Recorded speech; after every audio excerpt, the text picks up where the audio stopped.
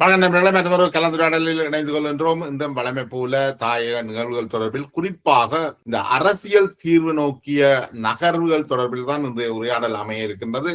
இந்த உரையாடலில் உங்களுக்கு மிக நன்கு அறிமுகமான சமூக அரசியல் செயற்பாட்டாளர், அரசியல் ஆய்வாளர் வி சிவலிங்கம் அவர்கள் இணைந்து கொள்கிறார். வணக்கம் தோழர் சிவலிங்கம். வணக்கம் ஜெயபாலன். வணக்கம் தேசந்திரர்களே. குறிப்பாக கிளிநொச்சியில ஸ்ரீதரனுக்கு மாற்றாக சந்திரகுமார கொண்டு வர நோக்கம் பெரும்பாலும் ஒரு வெளிப்படையாக தெரிஞ்ச ஒரு பரகசியமாக இருக்கு. இப்ப சுமந்திரனுக்கும் முன்னாள் பாராளுமன்ற உறுப்பினர் சந்திரகுமாருக்கும் இடையில ஒரு நல்ல நெருக்கமும் இருக்கு. ஸ்ரீதரன் இருக்கும் வரைக்கும் சந்திரகுமார் தமிழரசு கட்சிக்குள்ள வரையிலாது. இது முக்கியமான பிரச்சனை என்னன்னா, இப்பொழுது சந்திரகுமார் அவர்கள் ஜனநாயக தேசிய முன்னணிக்குள்ள போய் சேர்ந்திருக்கிறார். ஜனநாயக தேசிய முன்னணி சந்திரகுமார உள்ளுக்கெடுத்திருக்கு. ஆனபடியா ஸ்ரீதரன் அவர்கள் ஜனநாயக தேசிய முன்னணிக்குள்ள போக முடியாது, கஜேந்திரகுமார்டையும் போக முடியாது, தமிழரசு கட்சிக்குள்ளேயும் இருக்க முடியாது. அப்ப அவருக்கு ஒரு நிர்பந்தம் வருது, அவர் அரசியல்ல இருந்து வெளியேறாரு. அது ஒரு நல்ல முடிவா இருக்கலாம். ஏனென்றா அவருக்கு முன்னால சொத்து குவிப்புகள், ஊழல், லஞ்சம் எல்லாம் இருக்கிற நிலையில அவர் தன்னுடைய கௌரவத்தை பாதுகாக்கிறா அவர் இந்த காலத்தை பயன்படுத்தி அரசியல்ல இருந்து ஒதுங்குறதான் ஒரு சரியான வழிமுறையா இருக்கும். அதுக்கான சூழல்லாம் தோற்றம் வருது. உதாரணமாக சந்திரகுமார் ஜனநாயக தமிழர் கூட்டமைப்புக்குள்ள போகும் பொழுது, இப்பொழுது தமிழரசு கட்சிக்கும் ஜனநாயக தமிழர் கூட்டமைப்புடைய நெருக்கங்கள் ஏற்படும் பொழுது சகலரும் ஸ்ரீதரனுக்கு உரிய வாய்ப்பை வழங்க முடியாத ஒரு சூழல் வரும். இப்பவே எங்களுக்கு தெரிகிறது, சந்திரகுமார் இருக்கிற இடத்துக்கு ஸ்ரீதரன் வரமாட்டேன்னு சொல்றார். அப்ப இந்த நிலைமைகள் எல்லாத்தையும் பார்க்கும் பொழுது ஸ்ரீதரன் அவர்கள் ஒரு இக்கட்டான நிலைக்குள்ள இருக்கிறார்ன்றது மட்டும் தெளிவா தெரியுது.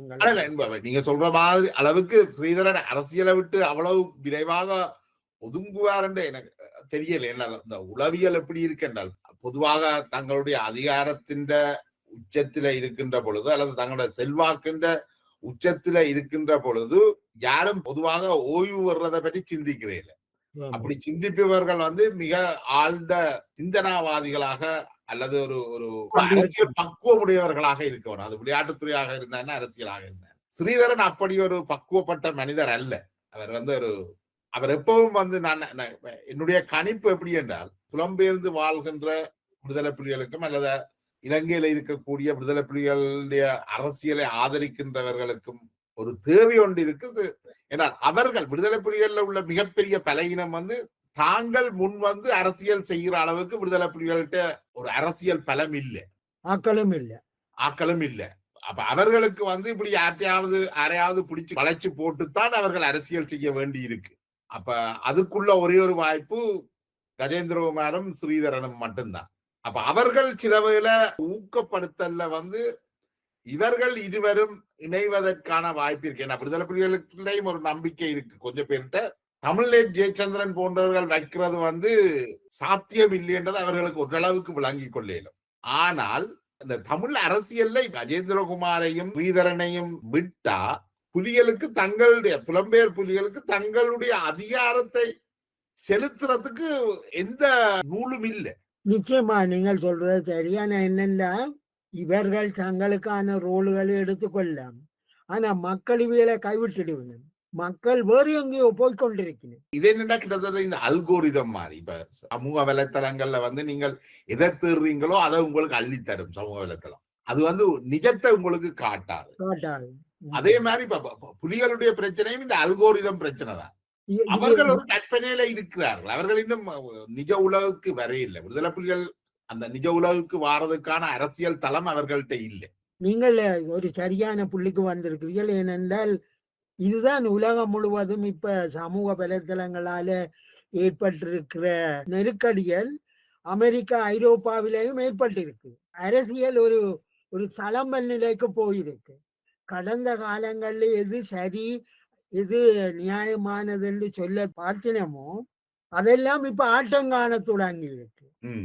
ஒரு வகை சர்வாதிகாரம் உள்ளூர பெற துவங்கி இருக்கு. அதாவது இனி மக்களினுடைய வாக்கெடுப்பு அவைகளுக்கு புத்தி சொல்லி செய்யற மாதிரிய விட்டுட்டு நாங்கள் ஆதிக்கத்தின் மூலம் எல்லாத்தையும் வளைச்சு அமெரிக்கா அப்படித்தான் நினைக்குது. அமெரிக்கா தான் எங்களுக்கு சொல்லி தந்தது சுயநிர்ணய உரிமை, மனித உரிமை, லிபரல் ஜனம், இதெல்லாம் இப்ப அமெரிக்காட்ட காணையில. அப்ப ஐரோப்பாவிலும் இந்த மாற்றங்கள் வரைக்குள்ள இலங்கையிலும் அந்த மாதிரி ஒரு உணர்வு வரத்துவாங்குது. சுயநிர்ணய உரிமை என்றதை கூட நாங்கள் தவறாக விளங்கி கொண்டுட்டோமோ. இந்த மேற்கு நாடுகள்ல பேசப்படுற சுய உரிமை என்றது தனி மனிதர்களுடைய உரிமை பற்றி தான் அவர்கள் சொல்கிறார்கள். அதுதான் அவர்கள் அரசு சார்ந்த அல்லது ஒரு சமூகத்தினுடைய சொல்லி இல்லை. ஆமா, மார்கரெட் தாட்சர் தெளிவா சொல்லி இருக்கிறார். பிரித்தானியால இருக்கிறது தனிமனிதர்களே சமூகங்கள் அல்ல. ஏனென்றால் சமூகங்கள் என்று சொன்னால் இந்த முதலாளித்துவ ஜனநாயகம் அந்த சமூகங்களுக்கான உரிமையை கொடுக்கணும். இங்க எந்த சமூகங்களுக்கும் பிரத்யேக உரிமை இல்லத்தானே. இந்த அரசியல் எங்கே போக போகுது என்றால் நாங்கள் இதை பிறகு பேசலாம். ஆனா சீனாவில் ஒரு கட்சி ஆட்சி முறையை பார்த்துட்டு மேற்கு நாடுகள்ல ஒரு பயம் வந்துட்டு என்னென்று 30-40 வருஷத்துல அமெரிக்கா 300 வருஷத்திலே அடைஞ்ச வளர்ச்சிய 30-40 வருஷத்துல சீனா அடைஞ்சிருக்கு. அப்ப அவ நினைக்கணும் அங்க ஒரு கட்சி ஆட்சி முறைதான் இதை சாதகமாக்குச்சுதோ. சுதந்திரத்தை பற்றி கதை இல்லை, சுயநிர்ணய உரிமையை பற்றி கதை இல்லை, தனி உரிமையை பற்றி கதை இல்லை. டெமோக்ரஸி என்ற வார்த்தையே செய்யப்பட்ட வார்த்தை. அப்ப இது மேற்கு நாடுகள்ல உள்ள இந்த ஏகாதிபத்திய எண்ணமுள்ள ட்ரம்ப் போன்றவர்களுக்கு அவர்கள் இப்ப புதிய அத்தியாயம் ஒன்று எழுத பார்க்கணும். அதனால இப்ப அவை சொல்லினோம் பழமைவாதத்துக்கும் நவீன லிபரல் ஜனநாயகத்துக்கும் இடையான ஒரு போட்டியாகத்தான் அதை பார்க்கணும். இதுதான் இலங்கையிலையும் உதாரணமாக நீங்கள் எடுத்த சுயநிர்ணய உரிமை எடுத்தால் இது வாக்கிய பிரயோகத்துக்கு அப்பால செயற்பாட்டு வடிவத்துக்கு போகையில தானே. உதாரணமாக 75 வருஷமா சமஷ்டி என்று சொல்ற தமிழக கட்சி சமஷ்டியின் அடிப்படை அம்சங்கள்ல ஒன்றை தன்னும் உருவாக்கையில தானே. அப்ப வெறுமனைய கோஷங்களா இருக்கே தவிர அவைகள் செயல்பாட்டு வடிவமா மாறுறதுன்னா மக்களுக்கு மத்தியிலே ஏற்றுக்கொள்ள வடிவமாயில இருக்கணும். இது ஒரு நீளமான விவாதம். நாங்கள் தொடர்ச்சியாக இது பற்றி பேச வேண்டியது. அதோட ஒஸ்லோ உடன்படிக்கையில அண்டன் பாலசிங்கம் உள்ளக சுயநிர்ணய உரிமையை வைக்கிறார். ஆமாம், அப்படி பார்க்க அவர் ஏற்கனவே சுயநிர்ணய உரிமையை கைவிட்டுட்டீங்க. அவருக்கும் நல்லா தெரியுது என்னன்னா உலக நாடுகளோ எந்த மனித உரிமை அமைப்புகளோ பிரிஞ்சு போற அரசியலை அவைகள் ஏற்க மாட்டினோம். இதுல ஒரு பிரதான அம்சம் என்னன்னா ஐக்கிய நாடுகள் சபையின் உள்ளக சுயநிர்ணய உரிமையின் விளக்கம் என்னன்னா இலங்கையில நடக்கிறது உள்ளக சுயநிர்ணய உரிமையின் பிரச்சனை. ஏனென்றா சிறுபான்மை தேசியனங்களுக்கு அந்த அரசியல் கட்டுமானத்தில இடமில்லாததால தான் இந்த பிரச்சனை வருது. அப்ப அவ என்ன பார்க்கணும்னா இலங்கையில இருக்கிற அரசியல் கட்டுமானம் சிறுபான்மை தேசிய இனங்களுக்கான வாய்ப்புகளை அதிகரிக்கிறதால அதை நிவர்த்தி செய்யலாம். அதைத்தான் உள்ளக சுயநிர்ணய உரிமை என்று அவர்கள் விளங்குகிறோம். அந்த அடிப்படையில பாக்கைகளை நாங்கள் ஏற்கனவே கதைச்ச விவாதம் இந்த ஐக்கிய இலங்கைக்குள் பிரிக்கப்படாத இலங்கைக்குள் தீர்வென்ற விஷயத்தை பார்க்க சுவிஸ்ல இருக்கிற கண்டோன் முறையை எடுத்துக்கொண்டா கூட சுவிஸ் பிரிக்கப்பட முடியாத ஒற்றையாட்சி நாடாகத்தான் அது கொள்ளப்படுது. அவன் கான்ஸ்டிடியூஷன் அப்படித்தான் இருக்கு. அதே மாதிரி பிரித்தானியாவும் ஒரு ஒற்றையாட்சி உள்ள நாடு. ஆனா அதே நேரம் பிரித்தானியா ஸ்கொட்லாண்டுக்கு பிரிந்து போறதுக்கான அந்த வாக்கெடுப்பை நடத்தவும் அனுமதிச்சிருக்கு. அப்ப நாங்கள் இந்த ஏக்கிய ராஜ்யம் என்ற இந்த வார்த்தை ஜாலங்கள்ல இருந்து விடுபட்டு எல்லா நாடுமே ஏதோ ஒரு வகையில பிரிக்கப்பட முடியாத பிளவுபடுத்தப்பட முடியாத என்ற அடிப்படையில தான் அந்த நாடுகள் கட்டமைக்கப்பட்டிருக்கு. உதாரணமாக இந்தியாவை எடுத்தால் பிரித்தானியர்கள் வர முதல் அது ஒவ்வொரு தேசங்களால் தான் இருந்தது. அவர்களை உண்டாக்கி ஒரு தனி தேசமா மாறி இருக்கு. நாங்கள் இந்தியாவில சமஷ்டி ஆட்சி வச்சுக் கொள்வோம். சுயநிர்ணய உரிமை பிரிந்து போற உரிமை என்று சொல்ல துவங்கினா இன்றைக்கு இந்தியா உலகத்தில பொருளாதார வலுவில 2வது 3வது இடத்துக்கு வந்துட்டுது. இது எப்படி வந்தது? ஒரு ஐக்கியத்துக்குள்ள இருந்தபடியா ஆனபடியா நாங்கள் வெறும் கோஷங்களை விட்டுட்டு ஐக்கிய இலங்கைக்குள்ள சிறுபான்மை தேசியங்களுக்கான ஜனநாயக உரிமையை பெறுவதற்கான மாற்று வழிகள் பற்றிய விவாதங்களை நாங்க தொடங்கணும். நிச்சயமாக. அதாவது இன்றைக்கு ஒரு வாய்ப்பான அரசாங்கம் இருக்கேக்கில்ல, அவைகள் அதை லிசன் பண்ணக்கூடிய ஒரு நிலைமை இருக்கேக்கில்ல, நாங்கள் நல்லா அடிச்சு கேட்கணும். இலங்கை ஒரு பல் தேசிய இனங்கள் பல் மதங்கள் வாழ்ற ஒரு நாடு என்று நீங்கள் சொன்னால் அது எப்படி கட்ட போறீர்கள் என்று எங்களுக்கு சொல்லுங்கொண்டு நாங்க கேட்கணும். நீங்கள் அதை கேட்காமல் என்ன சொல்றீங்கன்னா, இந்த அரசாங்கம் அடுத்த வருஷம் விழுந்துவோம். இந்த அரசியலை வைத்து கொண்டு எப்படி நீங்கள் சிங்கள மக்களுடைய நம்பிக்கை வெல்ல போறீங்க? நாங்கள் ஒரு ஒரு உயர்வு சிக்கலுக்குள்ள இருக்கிறோம். நாங்கள் 10% மக்கள். நம்ம முதல் சொன்ன விஷயத்துல ஒரு சின்ன திருத்தம், நாங்கள் இந்த 10% 1/3 பகுதி மக்கள் தென்பகுதியில வாழ்கிறார்கள். இன்னொரு 3 பகுதி மக்கள் வெளிநாட்டுக்கு புலம்பெயர்றதுக்கு தயாராக இருக்கிறார்கள். ஆனபடியால் நாங்கள் எங்களுடைய நிலங்களை பாதுகாக்கிறதுக்கு அல்லது அதை உற்பத்திக்கேற்ற மாதிரி மாத்துறதுக்கான மனித வலு இப்ப எங்கள்கிட்ட இல்லை. இந்த அபிவிருத்தி தொடர்பான இந்த பிரச்சனைகளை நாங்கள் தீர்க்கல என்று சொன்னால் இன்னும் சில ஆண்டுகளுக்குள்ள நினைக்கிறேன் எங்கட சனத்தொகை பாரிய ஒரு சவாலை எதிர்கொள்ளும். நாங்க கரைஞ்சு போவோம். ஏனென்றா அரசாங்கம் சொல்லும், நீங்கள் வெறும் நிலங்களை வச்சுக்கொண்டு உற்பத்தியையும் செய்யாமல் வச்சிருந்தா நாட்டில பட்டினி வரப்போகுது. நாங்கள் அரசாங்கம் என்ன செய்யலாம்? வீடுகள் பூட்டி வச்சிருக்குது, ஆனா நாட்டில வீடுகள் இல்லாத தெருவில படுத்திருக்குது. நாங்கள் என்ன செய்யலாம்? அப்ப அரசாங்கம் இப்படி ஒரு விவாதத்தை முன்னுக்கு வச்சால் நீங்கள் 10% மக்கள் என்ன செய்யலாம்? நீங்கள் அரசாங்கத்தோட பேச்சுவார்த்தைக்கு போய் ஓகே இந்த மாதிரி செய்யலாம் அப்படி செய்யலாம் ஒரு ஒரு நல்ல உடன்பாட்டுக்கு வராமல் எல்லாத்துக்கும் சண்டித்தனம் பேசினால் எங்க நீங்கள் போக போறீங்க? இந்த கிவிலோயா தொடர்பில் அன்னை காலத்துல பெருமுயற்சியில வைக்கப்படுற இந்த கிவிலோயா திட்டம் தொடர்பில் உங்களுடைய அபிப்பிராயம் அப்படி இருக்கு? என்னன்னா, இந்த திட்டம் கனகாலங்களுக்கு முதல் தோற்றுவிக்கப்பட்ட திட்டம். ஆனால் அங்க குடிபோன மக்களுக்கு போதிய வசதியை செய்யாததால கன மக்கள் அந்த இருப்பிடங்களை விட்டுட்டு போயிட்டீங்க. சமீபத்தில வெளிவந்த ஆராய்ச்சியில சொல்லப்படுது, அரசாங்கம் இப்படியான குடியேற்ற திட்டங்களை வைக்கல கணிசமான மக்கள் என்ன யோசிக்கணும் என்றால், இந்த குடியேற்ற திட்டங்கள்ல நல்ல கல்வி வசதி கிடைக்கும், போக்குவரத்து வசதி கிடைக்கும், உற்பத்தி நல்லா இருக்கும், அப்ப எங்களோட வாழ்க்கை தரம் உயரும் என்றுதான் அவைகள் போனவைகள். ஆனா என்ன நடந்திருக்குன்னா, நல்ல பள்ளிக்கூடங்கள் இருக்கையில, போக்குவரத்து வசதிகள் இருக்கையில, மக்கள் எதிர்பார்த்த வாழ்க்கை தரத்துக்கு போகல. அப்ப என்ன நடந்திருக்குன்னா, பொதுவாகவே இந்த இந்த குடியேற்ற திட்டங்கள் ஒரு வகையான தோல்வி நிலையில தான் இருக்கு. அப்ப இந்த திவிலியோயா பிரச்சனையும் அந்த மாதிரி இருக்கேக்குள்ள இப்ப அரசாங்கம் விவசாயத்துக்கு முன்னுரிமை கொடுத்திருக்கு. அரசாங்கம் என்ன செய்யுதுன்னா, இறக்குமதியை குறைக்க வேணும் என்று தீர்மானிச்சு. அப்ப தரிசு நிலங்கள் எல்லாத்தையும் விவசாயத்துக்குள்ள போட வேணும். அதுக்காக பெருமளவு பணத்தை அது ஒதுக்குது. அப்ப அவைகள் ஊக்கப்படுத்தினா நீங்கள் எல்லாரும் குடியேறுங்க. தமிழர் என்ன செய்யணும்? தமிழக சனத்தொகை ஏற்கனவே குறைவு, அங்க குடியேறுவதற்கு போறதுக்கு யாரும் இல்லை. அப்ப தமிழர்கள் என்ன கூக்குரல் கொடுக்கணும்னா, எங்கட காணிகள் பறி போகுது. அப்ப அரசாங்கத்தை என்ன செய்ய சொல்றீங்க? இந்த நிலங்களை நீங்கள் வெறும் கட்டாந்தரியா வச்சிருங்கன்னு சொல்றீங்களோ? நீங்கள் அரசாங்கத்தோட பேசவில்லை வேணும். அரசாங்கத்தோட பேசி இந்த நிலங்கள் கணிசமான தொகை மக்கள் வெளியில இருக்கணும், அவைகள் குடியேற்றத்துக்கு நீங்கள் இடங்களை வையுங்கோ, அதுக்கேற்ற மாதிரியான வகையில திட்டங்களை போடுங்கன்னு பேசுறத விட்டுட்டு கொடிகளை பிடிச்சு கொண்டு நின்று நீங்கள் என்ன செய்ய போறீங்க? ஆனபடியா முதல்ல இந்த திவிலியோயா திட்டம் அரசாங்கம் எடுத்திருக்கிறது குடியேற்றத்துக்காக இல்லை, அது விவசாய திட்டங்களை அபிவிருத்தி செய்யறதுக்காக. தமிழ் அரசியல் வெறுமனே ஒற்றை கண்ணாடியிலாம் பார்க்குது. இது குடியேற்ற திட்டம், சிங்கள குடியேற்றத்துக்கு.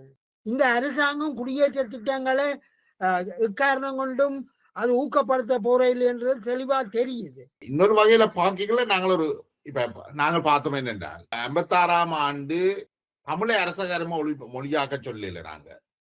நாங்க தனிச்சிங்கள சட்டம் என்று அதை விமர்சிச்சோம். அதுக்கு பிறகு தரப்படுத்தல் வரைக்குள்ள அந்த தரப்படுத்தலை தமிழ் மக்களுக்கு எதிரான தரப்படுத்தல் என்று சொன்னோம். ஆனால் அது வெகு விரைவிலேயே தமிழ் மக்களுக்கான தரப்படுத்தலா மாறிட்டு அனைத்து மாவட்டங்கள்ல இருந்தும் மக்கள் போறதுக்காக. அப்ப நாங்கள் பிறகு இலங்கை இந்திய ஒப்பந்தத்தை எதிர்த்தோம். நாங்கள் இதை எல்லாத்தையும் எதிர்த்து இப்ப கடைசியா என்ன செய்தோம், யாழ்ப்பாணத்துக்கு கிளிநொச்சியில இருந்து தண்ணி தரமாட்டோம் என்று அதை ஒரு போராட்டம் நடத்தினோம். இப்ப சிங்களவர்களுக்கு தண்ணி கொடுக்காங்கோ. எனக்கு உண்மையிலேயே தமிழ் அரசியல் அவைக்கு வந்து அந்த ஐடியாஸ் ரன் அவுட்டா போயிட்டா அல்லது அவை காலாவதி ஆகி போயிட்டு. இதை நீங்கள் தமிழ் அரசியல் என்று சொல்றதை நான் நினைக்கல. ஏனென்றால் தமிழ் மக்களுக்கு மத்தியில பெருந்தொகையான மக்கள் வித்தியாசமான கருத்தோட இருக்கணும். ஆனா அது வெளியில வரையில இந்த சிறு குழுவினர் எல்லா வழியிலையும் ஆதிக்கம் நிறைஞ்சவையா இருக்கணும். பணபலம் இருக்குது, ஊடக பலம் இருக்குது, புலம்பெயர் தமிழர்களுடைய ஆதரவு இருக்குது. அப்ப எங்களுக்கு அந்த குரல் கேட்கிறது இந்த ஈனக்குரல் தான் கேட்குது. அதாவது இந்த பிரிவினை குரல்லாம் கேட்குது. பெரும்பான்மை மக்களின் குரலை வெளிப்படுத்துறதுக்கான வாய்ப்புகள் இப்பதான் வர தொடங்குது. அந்த வாய்ப்புகளை வந்து ஓரளவுக்கு புரோகிரசிவா பார்க்கப்பட்ட முன்னாள் பாராளுமன்ற உறுப்பினர் சந்திரகுமார், அடுத்தது முன்னாள் பாராளுமன்ற உறுப்பினர் சுமந்திரன் போன்றவர்கள் கூட தங்களை வந்து தீவிர தமிழ் தேசியத்தின் பால் காட்டுறதுக்காக சில தவறான வழிநடத்தலை மேற்கொள்ளினமோ தோணுது. இது ஒரு சந்தர்ப்பவாதம். ஏனென்றா நீங்கள் ஐக்கிய இலங்கைக்கு தீர்வு சொல்றீர்கள், சிங்கள மக்களோட சேர்ந்து வாழ வேணும் என்று சொல்றீர்கள். ஆனா இங்க வந்து தமிழ் தேசியம் பேசுறீர்கள். ஏனென்றால் நீங்கள் வாக்கு அரசியல் தான் உங்களுக்கு முக்கியமாகப்படுது. நீங்கள் கொள்கை அரசியலை விட வாக்கு அரசியல் முக்கியத்துவம் பெற்று அதிகாரத்துக்கு போறதுக்காக நீங்கள் எதையும் விட்டு கொடுக்கிற ஆக்களா இருக்கிறீர்கள். என்னென்றால் பொதுவாக வந்து மக்களிலும் பார்க்க கட்சிகள் வந்து அரசியல் தெளிவு பெற்றவையா இருக்கிறதுதான் நாங்கள் எதிர்பார்க்கிறோம். அதாவது கட்சிகள் மக்களை வழி நடத்தவன். ஆனால் இங்க வந்து மக்கள் வந்து கொஞ்சம் தெளிவாகி வந்து கொண்டிருக்கிறான். தேசிய மக்கள் சக்திக்கு மக்கள் வாக்களிச்சது வந்து மக்களின் சிந்தனையில் ஏற்பட்ட வளர்ச்சியும் மாற்றமும். அப்ப அதை நாடி பிடிச்சு பார்க்க தெரியாமல் சந்திரகுமாரோ அல்லது சுமந்திரனோ இருக்கிறார்களோ ஒன்றுதான் என்ன தோணுது. ஏன்னா மக்கள் தங்களை ரூட்டை மாத்திட்டீங்க, ஆனா இவர்கள் திருப்பி பழைய ரூட்டுக்கு போயிடும். இது உண்மையாவே மக்களின் இயக்கம், மக்களின் உளவியல் எப்படி மாறுதுன்றதை இவைகளாலே அவதானிக்க முடியாது. ஏனென்றா இவை எல்லாவற்றையும் ஒற்றை பரிமாணத்திலான இவை பார்க்கணும். இவ சோசியல் மீடியாவை வச்சுத்தான் இந்த அரசியல் போக்க கணிப்பீடு செய்யணுமோன்னு எனக்கு விளங்கல. நிச்சயமாக அதுதான். ஏனென்றா அவியல் அதை சொல்றது என்னன்னு பாப்புலிசம், அதாவது ஜனரஞ்சக அரசியல் இருக்குத்தானே, இந்த அரசியல்ல தான் அவை மிதாக்கணும். எவ்வளவு பேர் இந்த யூடியூப் சேனல்களை பார்க்கணுமோ அதுல இருந்து இதுதான் தமிழ் மக்களின் அரசியல் போக்கா இருக்கும் என்று அவர் தீர்மானி. அப்படி இல்லை, நாங்க மக்களின் வாக்களிப்பு முறை, மக்கள் வெவ்வேறு அரசியல் கூட்டங்களுக்கு போற இதுகளை பார்க்கல தெரியுது, மக்கள் மிக கணிசமான விதத்தில மாற்றம் அடைஞ்சு கொண்டு போக்கணும். அத ஊடகங்கள் உண்மையாக அதைத்தான் வெளிப்படுத்த வேணும். எனக்குள்ளவர்களுக்கு பாரிய சந்தேகம், இவர்கள் வந்து மக்கள் வந்து ஒரு நிலைப்பாட்டுல போய்கொண்டிருக்கீர்கள், தங்களுடைய பாதையை மாற்றி ஒரு நிலைப்பாட்டுக்கு போய்க்க, இவர்கள் பழைய நிலைப்பாட்டுக்கு போறதன் மூலம் தங்களுடைய அரசியல் அடையாளத்தையும் இழக்கிறார்கள். என்ன மக்கள் அது ஒரு பிரச்சனை தானே. இவ என்ன திடீரென்று தீவிர தமிழ் தேசியம் பேசின, அப்ப இவர்கள் வந்து ஒரு பொலிட்டிக்கல் கன்சிஸ்டன்சியும் இல்லாமல் போகுது. என்னன்னா இவியல் வந்து அந்த மக்களினுடைய அண்டிய உளவியல் போக்க புரிந்து கொள்ள முடியாத, இது நான் ஆரம்பத்தில் சொன்ன மாதிரி இன்றைக்கு ஒரு பழமைவாதத்துக்கும் நவீன தொழில்நுட்ப மாற்றத்துக்கும் இடையிலான ஒரு போராட்டமாகத்தான் இருக்குது. உதாரணத்துக்கு இன்றைய பிரதமர் கல்வி அமைச்சர் வந்து கல்வி திட்டத்தில செக்ஷுவல் எஜுகேஷன்ல வந்து சில அம்சங்களை உள்ளுக்கு போட்டார். உடனே சிங்கள பழமைவாதிகள் சொல்லிச்சினம் இது பௌத்த மதத்துக்கு விரோதமானது, இது மக்களின் நம்பிக்கைகளுக்கு எதிராக போகுது. அப்ப இதை நாங்க பார்த்தோம்னா உலகம் முழுவதும் இன்றைக்கு ஆர்டிபிஷியல் இன்டெலிஜென்ஸ் தொழில்நுட்ப வளர்ச்சி, மக்களின் சிந்தனை முறை, உடலியலிலே மாற்றம் வந்திருக்கு. இந்த மாற்றங்களுக்கு ஏற்ப இன்றைக்கு ஆணும் ஆணும் திருமணம் செய்ய முடியும், பெண்ணும் பெண்ணும் திருமணம் செய்ய முடியும். அப்ப நாங்கள் இன்னும் பௌத்த மதம் அப்படி சொன்னு சொல்லி கண்டுபிடிச்சு கொண்டிருக்கேல, உலகம் மாறி வருது. அப்ப இன்றைக்கு நாங்கள் இது என்னென்று ஒட்டுமொத்தமா பார்த்தா பழமைவாதத்துக்கும் இன்றைய தொழில்நுட்ப மாற்றத்துக்கும் இடையிலான ஒரு போராட்டமாகத்தான் அதை பார்க்கணும். அதுதான் தமிழ் பகுதியில் நடக்குது. சிங்கள பகுதியிலே நடக்குது. ஆளும் கட்சி ஆளும் அரசு வந்து ஒரு புரோகசிவாக இருக்கிறதையும் அரசுக்கு எதிரான சக்திகள் ஒரு விடுதலை போராட்டத்தை முன்னெடுத்தவர்கள் ஒரு பிற்போக்குவாத அரசியலை நகர்த்துறதையும் தான் காணக்கூடியதா. இது ஒரு மிகப்பெரிய முரண் நகையா இருக்கு. நிச்சயமாக இதை நாங்கள் விவாதமாக்காமல் ஆழமாக ஆராய வேண்டி இருக்கு. இது எப்படி சமூகங்கள் பிளவுபடுத்தப்படுது, எப்படி சமூகங்களை பிழையாக வழி நடத்தின. இன்றைக்கு தமிழ் மக்களுடைய அரசியல் சந்ததியில கல்வியை பற்றி தமிழ் அரசியல் பேசுதோ இல்லை, வறுமையை பற்றி பேசுதோ இல்லை, வேலை வாய்ப்பை பற்றி பேசுதோ இல்லை, சுகாதாரத்தை பற்றி பேசுதோ இல்லை. ஏன் பேசவில்லை? வெறுமனைய தமிழ் தேசிய வாதத்தை வச்சு அரசியல் எவ்வளவு காலத்துக்கு நீங்கள் நடத்துவீங்க? இதுதான் சிங்கள மக்கள் மத்தியில சிங்கள பெருந்தேசியவாதம் என்ன செய்தா, இந்த சிறுபான்மை தேசிய இனங்கள்லாம் தங்களுக்கு எதிரிகளும் நாட்டிலே ஒரு சிங்கள பௌத்த தேசத்தை கட்டி எழுப்புறதுக்கு இந்த சிறுபான்மை தேசிய இனங்கள் தான் தடையாயிருக்கு. நாட்டின் பாதுகாப்புக்கு இவைதான் அச்சுறுத்தல் என்றும் இப்படியான ஒரு அரசியல் தான் நடக்குது. இப்ப இவைக்கு தீனி போடுறது போலதான் இப்ப தமிழ்நெட் ஜியா போன்றவர்களுடைய இந்த வட்டுக்கோட்டை தீர்மானத்தை மீள் உருவாக்கம் செய்கிறது நடக்குது. எனக்கு என்னென்றால் இவர்கள் வைக்கிற வாதம் என்னென்றால், இந்த வட்டுக்கோட்டை தீர்மானம் என்றது தமிழ் மக்களால வழங்கப்பட்ட ஆணை, அதை கைவிட இயலான்னு சொல்லிடும். என்னுடைய கேள்வி என்னென்றா, உண்மையிலேயே வட்டுக்கோட்டை தீர்மானம் தமிழ் ஈழத்தை முன்வச்சலாம். அப்படி முன்வச்சிருந்தால் அந்த முன்வச்ச தமிழரசு கட்சியினுடைய அந்த அன்றைய பாராளுமன்ற உறுப்பினர்கள் எல்லாருமே படுகொலை செய்யப்பட்டிருக்கிறார். அப்ப அதுக்கு இன்றைக்கும் ஒரு மதிப்பு இருக்கா அந்த தீர்மானத்துக்கு? இது ஒரு முக்கியமான விவாத பொருள். அதாவது வட்டுக்கோட்டை தீர்மானத்தை கனவே தத்தெடுக்கணும், பஞ்ச தண்டி என்று தத்தெடுக்கணும். 1975ஆம் ஆண்டு நடைபெற்ற வட்டுக்கோட்டை மாநாட்டில தமிழரசு கட்சிக்கு தான் 76 எடுத்த தமிழரசு கட்சி தான் அந்த தீர்மானத்தை எடுத்து, தமிழரசு கட்சி தலைவர்களை நம்பித்தான் அந்த தீர்மானம் எடுக்கப்பட்டது. வேறு யார்கிட்டையும் கையளிக்க இல்லை. அதாவது அவர் தருவார், இவர் தருவார், இல்ல இவர் இல்லாட்டி அவருக்கு கையில குடுங்கோன்ற மாதிரி ஒரு தீர்மானம் இருக்கே இல்லை. 76ஆம் ஆண்டு தமிழீழ கோரிக்கையை எடுத்த அந்த கட்சி பிறகு எப்படி பாராளுமன்றத்துக்கு போனது? ஏனென்றால் நிலைமைகள் மாறின உடனே, அது இந்தியாவுக்குள்ள வந்த உடனே தமிழ் தலைமைகள் நினைச்சது, இனி நாங்கள் ஒரு புதிய மாற்றத்துக்கு, புதிய நிலைமை வந்திருக்கு, நாங்கள் அந்த நிலைமையில இருந்து புதிய அத்தியாயத்துக்கு போவோம். அப்ப அவைகள் தனித்தமிழீழ கோரிக்கையில இருந்து விலகிட்டினோம். அப்ப தமிழரசு கட்சிக்கு தானே அந்த அங்கீகாரத்தை கொடுத்தவியல், தமிழரசு கட்சி தானே அந்த தீர்மானத்தை கைவிட்டு போற ஒரு தீர்மானத்துக்கு போகுது. நீங்கள் யார் பொறுப்பெடுக்கிறது? அடுத்து போனா பிறகு தமிழரசு கட்சிக்கு தொடர்ந்து மக்கள் இன்றைக்கு வரைக்கும் தமிழரசு கட்சிக்கு தானே மக்கள் வாக்களிச்சிருக்கணும். அப்ப நீங்கள் அப்ப எங்க இருந்த? நீங்கள் தத்தெடுக்கிறதுக்கு யாருக்கும் தந்தது? வட்டுக்கோட்டை தீர்மானத்துல அந்த தீர்மானத்தை கொண்டு வந்த தமிழ் தலைவர்களும் சுட்டுப்படுகொலை செய்யப்பட்டு விட்டார்கள். அவர்களை படுகொலை செய்யறதுக்கு இவர்களுக்கு ஆணை பிறப்பிச்சது. அடுத்தது வந்து வாக்களிச்ச மக்களும் பெரும்பாலும் இல்லை. அவர்கள் கனடாவிலேயோ லண்டன்லயோ நோர்வேலியோ வாழ்கிறார்கள். அப்ப இதுக்கு இந்த ஆணைக்கு ஏதாவது ஒரு மதிப்பு இருக்கா? இப்ப இதுதான் உண்மை. அதாவது செத்து போன ஒன்றுக்கு உயிரூட்ட பார்க்கணும். ஏனென்றால் அது தங்களுக்கு வாய்ப்பா இருக்கணும். தமிழ் மக்கள் எடுத்த தீர்மானம் அது யார்கிட்டையும் கையளிக்க முடியாது, சந்ததியா கையளிக்க வேணும். இதெல்லாம் புது விளக்கங்கள் வருது. ஏனென்றால் நீங்கள் தத்தெடுத்து அந்த பிள்ளைய கொல்ல பாக்குறீங்க. நீங்கள் உங்களுடைய எண்ணத்தை கொண்டு போய் தான் கொன்று போட்டீர்கள். 200,000 பேரை, இவ்வளவு பேரை நீங்கள் கொன்று இருக்கிறீங்க.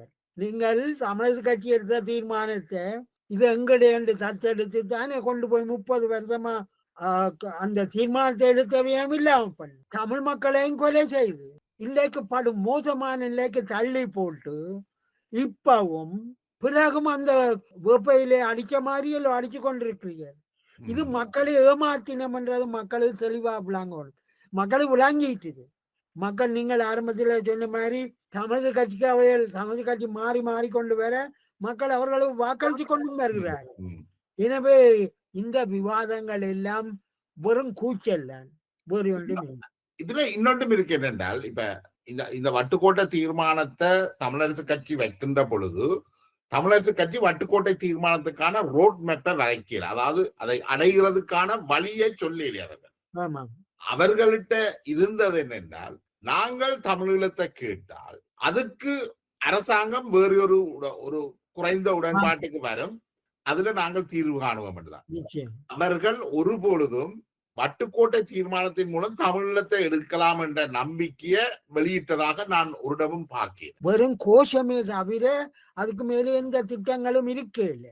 அப்ப இதே பரலத்தான் நான் இப்ப தமிழ்நெட் ஜெயச்சந்திரன் போன்றவர்கள் வைக்கக்கூடிய அந்த ஈழவர் பெருமன்றம், அப்ப அவர்களும் வந்து ஒரு என்ன சொல்றது, இதை எப்படி இந்த தமிழீழத்தை எப்படி அடைய போறோம் என்ற ஒரு ரோட் மேப்பை தரையில்லை, அதை அவைகிட்ட இருக்கிறதாகவும் தெரியல. தமிழரசு கட்சி எப்படி தமிழீழ கோரிக்கையை வச்சதோ அதே மாதிரி தான் இவர்களும் பிரான்ஸ்ல போய் வைக்க போறார்கள். இவர்கள் வந்து ஆயுதமேந்தி போராடுறதுக்கு தயார் என்று நான் நினைக்கல. அப்படியானால் அவர்கள் தங்களுடைய குடும்பங்களை சேர்ந்தவர்களை அனுப்பணும். அதுக்கு நான் நினைக்கிறேன் அவர்கள் தயாரா இருப்பினம். அப்ப இவர்களும் வந்து இந்த தமிழீழ கோரிக்கையை உயர்த்தி பிடிக்கிறதன் மூலம் அதுக்கு அந்த அரசியல் தீர்வை வந்து உயர்ந்த அரசியல் தீர்வு எடுக்கலாம்னு நினைக்கிறேன் நான் நினைக்கிறேன். என்னுடைய கருத்து அப்படி இருக்கு. அது ஒரு விவாதத்துக்காக அப்படி சொல்லலாம். அதாவது அழுத்தங்களை கொடுக்க தமிழக கட்சி சொல்லும், அரசாங்கத்துக்கு சொல்லும், பிறகும் தீவிரவாதம் எங்களுக்குள்ள வர பார்க்குது, இதுகளை நீங்கள் இல்லாம பண்றா நீங்கள் ஏதோ ஒரு வகையான தீர்வுக்கு வர வேணும் என்ற இதுக்கு போகலாம். தமிழக கட்சி அதை தெரிஞ்சு தமிழக கட்சி ஏற்கனவே அந்த மாதிரியான சூழலுக்குள்ள போட்டுது.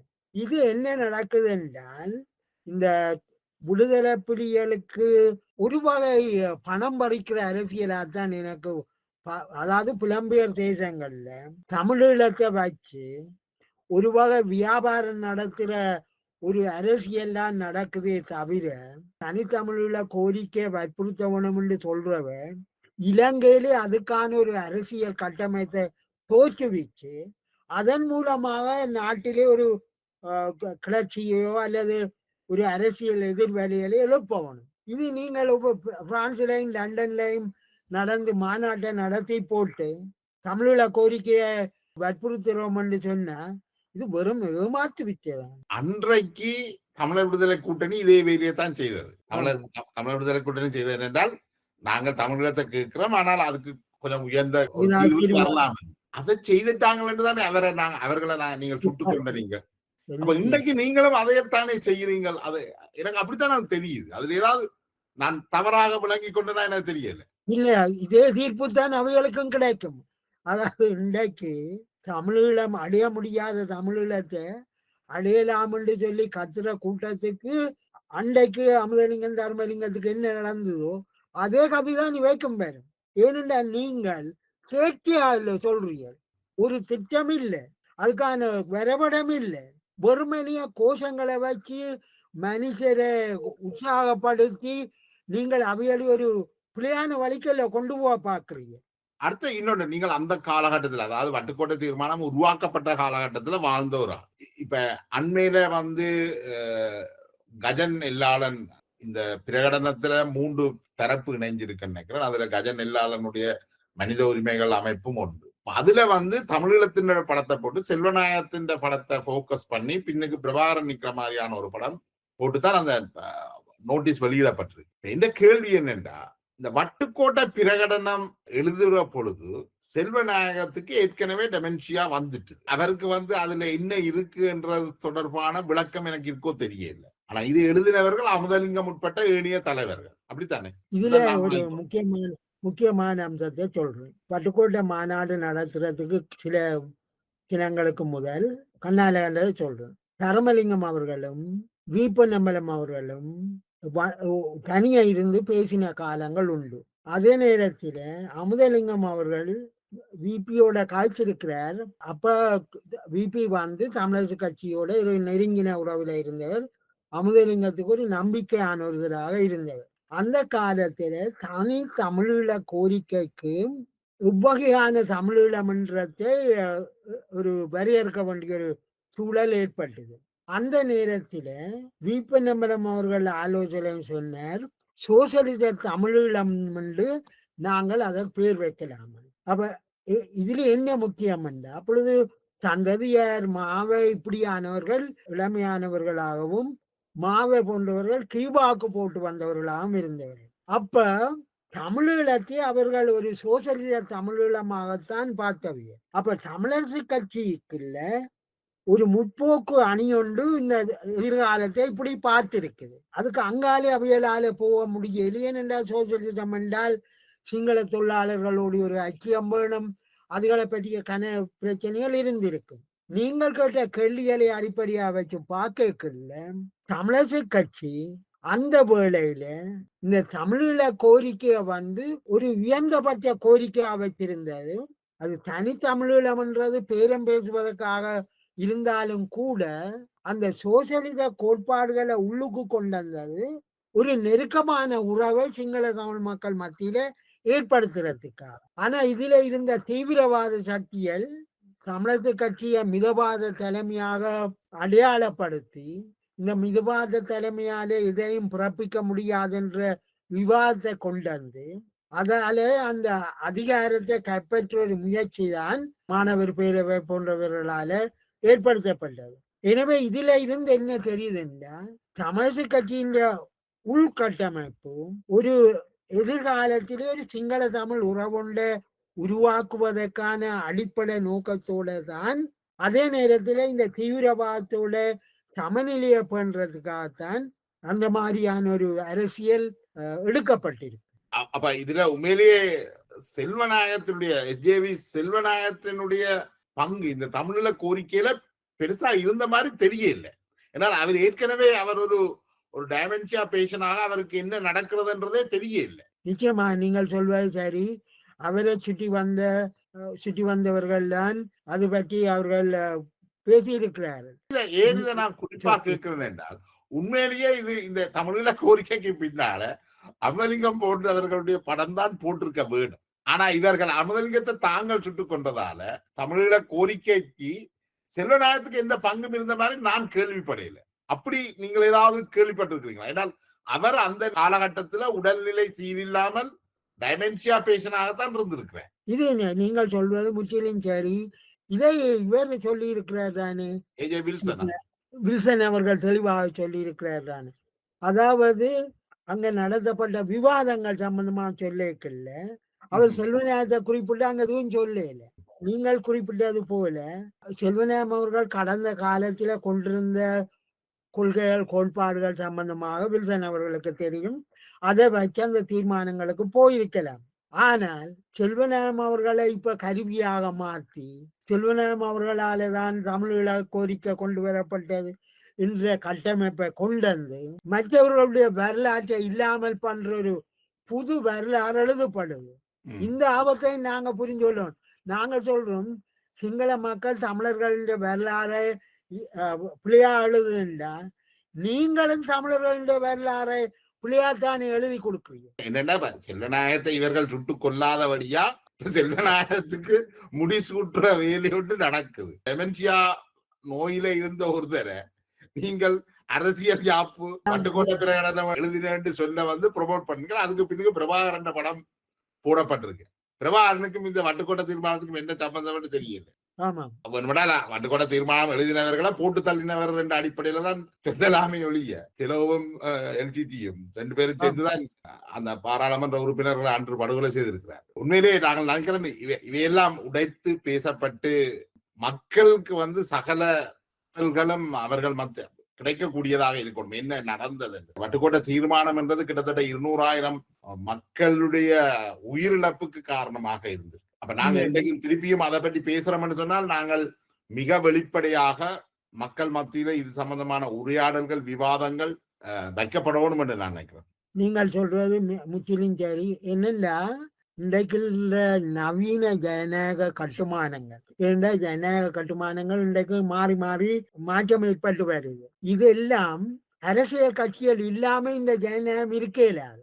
இப்ப பிரித்தானியாலேயோ மற்ற மேற்கு நாடுகள்லயோ இலங்கையிலயோ அரசியல் கட்சிகள் தான் இந்த ஜனநாயகத்தின் வேறா இருக்குது. அரசியல் கட்சிகளுக்குள்ள ஜனநாயகம் இல்லை என்றால் எப்படி மேற்கட்டுமான ஜனநாயகம் பலமாயிருக்கு. அப்ப நாங்கள் ஜனநாயகம் பாதுகாக்கப்பட வேணும் என்றால் அரசியல் கட்சிகளுக்குள்ள ஜனநாயகம் பலமாக்கப்பட வேணும். ஏனென்றால் அரசியல் கட்சிகள் தான் ஜனநாயகத்தை உருவாக்குது.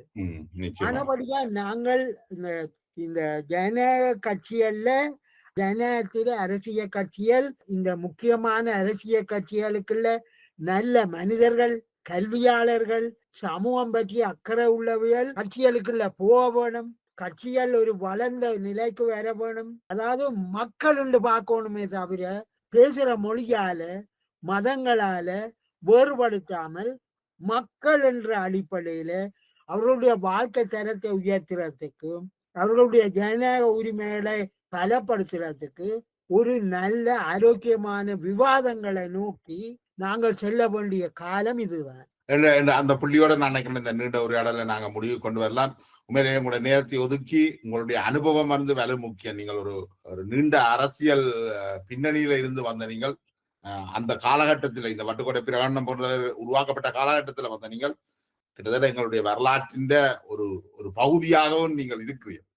அந்த அடிப்படையில உங்களோட கருத்துக்களை கொண்டு நீங்க வந்து பதிவு செய்ததற்கு மிக்க நன்றி தோழர் சரிங்க. இந்த வாய்ப்புக்கும் விவரமான பதிலை தருவதற்கான வாய்ப்பை தந்தமையிட்டு நன்றி.